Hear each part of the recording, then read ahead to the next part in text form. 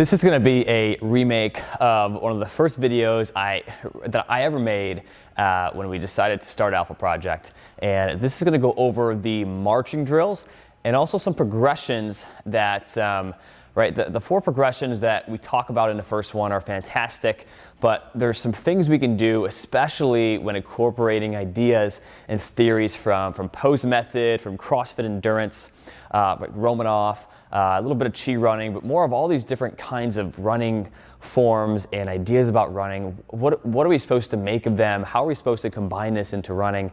And this video is going to talk about, in my opinion, one of the best ways to run, and how I was taught from this, from some of the best running-based physiotherapists in the world. This is, in my opinion, the best way to train running and the best way to run.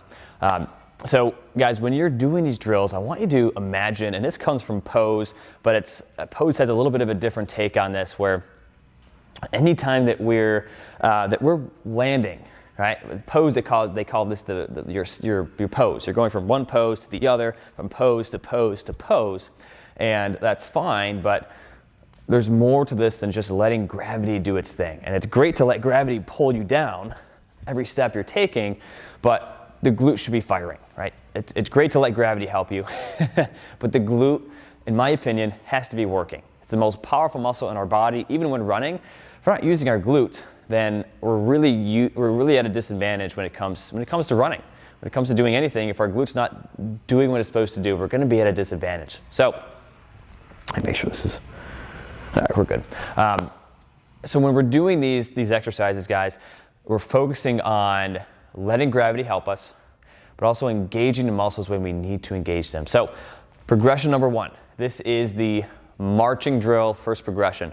All we're doing is we're standing, feet hip distance apart, going into our march and back down. And you can focus on pulling that heel to your butt. It's a great cue to think about. Also focus on driving your knee forwards. So think heel to your butt, drive forwards, and you want to do this quickly. There's two variations of this. You're landing directly into your body. And then the variation I like to do, which is landing behind your body. And this really helps. Think about engaging that glute every time you do this. Now, you don't want to get down here and pause and come back out. You want to get in, get out. Get in, get out. There's a stretch shortening cycle that goes on where if I stretch my hip flexor and come out really quick and I use that, think of it like a rubber band that only lasts for a split second. And if you pull that rubber band back and you hold it, most rubber bands, it'll be fine and it'll store that energy. But our muscles are different. If we quick stretch them, if we don't immediately come out, we lose a lot of energy, a lot of passive energy that's just given to us. Most of running, guys, at least more than half of running is just passive energy that we're just utilizing, and we're to our benefit. We're utilizing this energy. So, progression number one, the marching drill. You can go slow to start with.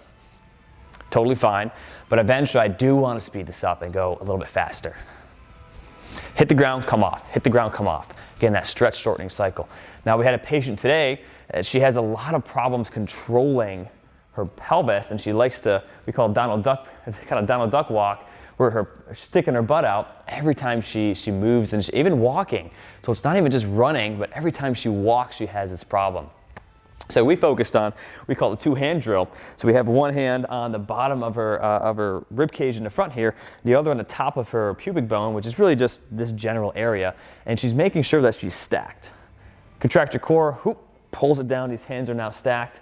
If I let go, hyperextended. We don't want to do these marching drills with a hyperextended back. We want to pull down, we want to keep that core tight when we're doing these marching drills. And I feel a heck of a lot better when I do that. So keep that in mind when you're doing these drills. This is progression one. There's two kinds of progression ones. Again, you're here. If you want to use the hands, you can. I like to have my arms here, land directly under your body, or switch it up. Get behind you, but don't do this. Don't get back and then hyperextend. That's why I like to do this. I even like to do this with the two hands to make sure you're not getting back there, and you're not you're not getting back, but you're not hyperextending in that position. Now, that's progression 1. Progression 2 is going to be very similar, but now we add a little bit of a kind of a mini knee drive. So think of it this way: we're here, I come down, I transition, bam, I go back from the side. Again, on this side that gives me the big knee drive, I get in, I get out. Don't linger too long. If you use a 2-hand drill, don't be back here. Keep it close. Keep it tight. If you have to go slower, don't worry about getting off the ground quick. Just get it. Just get used to it first. A lot of people are like, oh my God, I'm losing it. If that happens, just slow it down. Eventually, we do want to go fast. Again, we want to get in, we want to get out. You can go too fast. I mean, you can go really crazy with this, but we want to get in and we want to get out. And again, use the hands if you want. A lot of people have problem controlling their core. I like to start with two-hand assist, making sure they're stacked. If you start losing it, hey, you'll feel it with the hands moving. That's progression 2. Again, here we are marching in place with that little mini knee drive. Before it was here. Now we add that little mini one. That's progression 2. Progression number 3, now we start moving, right? Now we start leaning forward at the ankles. We start catching ourselves. Pose method, they say, hey, you're going from pose to pose to pose to pose. Here, we're not going to call it that. It's similar, but different. So now what we're going to do, a big knee drive, mini knee drive, but we're moving forwards. So what that looks like, coming straight at you. So we're slowly moving, and we're just catching up with that back leg. Again, don't hyperextend, keep that core engaged. If you have to, I have a lot of people say, hey, do this. You're just landing a little bit out in front of your body with that big knee drive. If, don't do this. See that big old space between my right heel and my left big toe? You don't want that space huge. You want a little bit of space. You actually don't want any space. I want you to land close to your body with these. This also helps us not overstride and land close to our body, land close to our center of mass. So this is progression 3. Right now, I have a tendency to like to hyperextend my back. I'm going to force myself to stay in that good position. Start here, add the hands. If you're like, Matt, I don't know what you're talking about, just go with the hands. We'll talk about it at our next session. Does that make sense? Get on the ground, guys, and get off. You don't want to do these big old steps. We're not trying to overstride.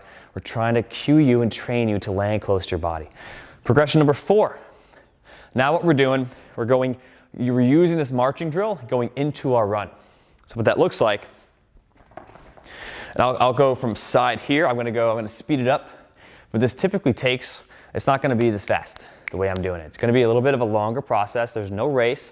All we're doing, core in a good position. We're leaning forwards. And we are repeatedly catching ourselves.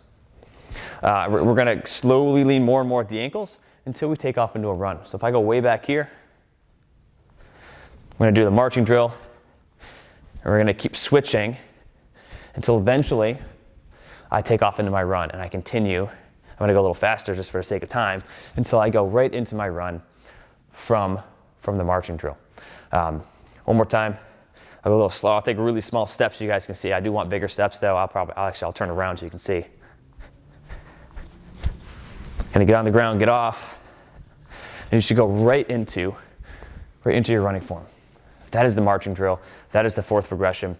Now there's 2 other progressions that I love to throw in that I think are very, very beneficial. Number 1 is going from stance to stance. We're going from one leg to the other in a much quicker fashion. So first master these 4 progressions, then stage 2 is, so it's 4 progressions in stage 1. Stage 2 is going to be improving some speed and getting some more of this elasticity and this quickness. I like to do it this way, in place. Make sure that core is stacked. You can start moving.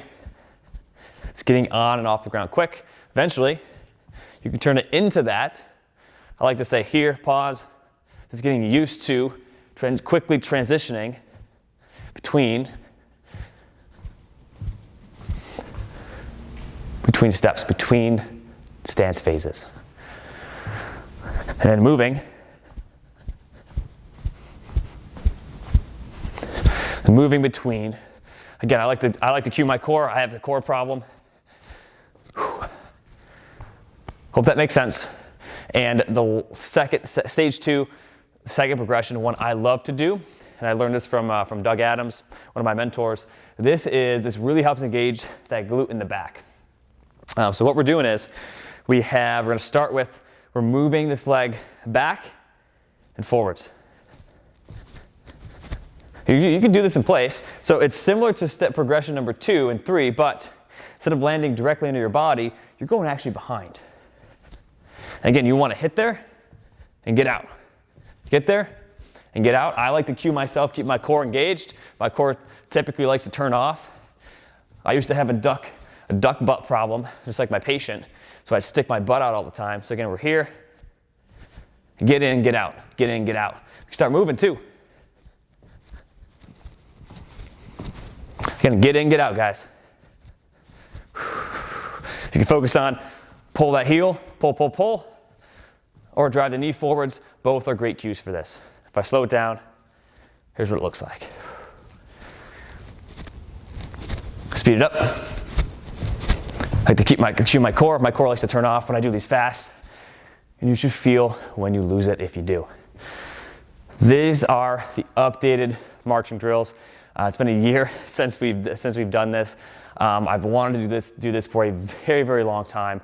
Guys, these are the drills, are staples in running form. And once you know these, this is how you can train yourself to have longevity as a runner, and really just to improve your running form. It's a key part of running. So many people miss out. I don't want you to miss out on this. Guys, have any questions? Feel free, leave a comment. Please reach out to us, phone, email. You guys have a great rest of your night, in my case. And now I'm gonna head home and get some food because I am a little hungry. But I hope you guys have a great rest of